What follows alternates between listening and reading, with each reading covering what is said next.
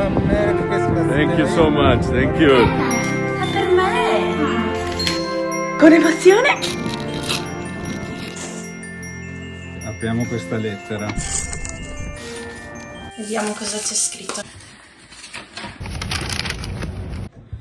Caro follower, Questa lettera ha fatto un lungo viaggio. per arrivare fino a te e infonderti un po' di coraggio. Mille e mille chilometri ha percorso. Per strapparti un sorriso e venirti in soccorso. Baci e abbracci purtroppo sono ancora vietati. E sconsigliati sono i viaggi, quasi tutti annullati. Così qualcuno rimane bloccato lontano. Ma stare distanti da amici e famiglie è disumano, vero?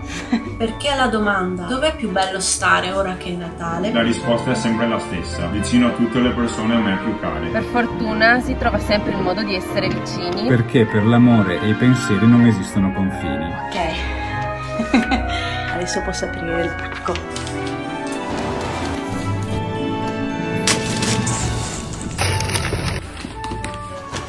Spero che non sia quei dei Lidl.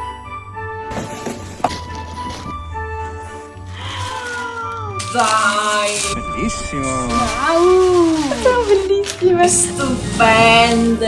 Che linda. Proprio bello. Un paio di scarpe nel pacco hai trovato. E un piccolo dettaglio di casa avrai scovato. Quando le indosserai ti batterà forte il cuoricino. Perché avrai un po' di casa ai piedi per continuare il tuo cammino. Sperando che arrivi presto il giorno che aspetti. Quando potrai riabbracciare e baciare i tuoi affetti. Questo 2020 finalmente ci stiamo lasciando alle spalle. Avrei tanto voluto scrivere, ce lo togliamo dalle palle. Ma è troppo volgare e questa è una poesia. E ora deve finire lasciandoti un po' di allegria. Di questi tempi è difficile, ma ci voglio provare. E così dopo averti fatto gli auguri da tutti per tutti di Buon Natale, Ti dico cosa voglio. Dall'Olanda Dall'Australia. Da New York a Lisbona, Che tutti siano felici e che il Covid-19 vada in un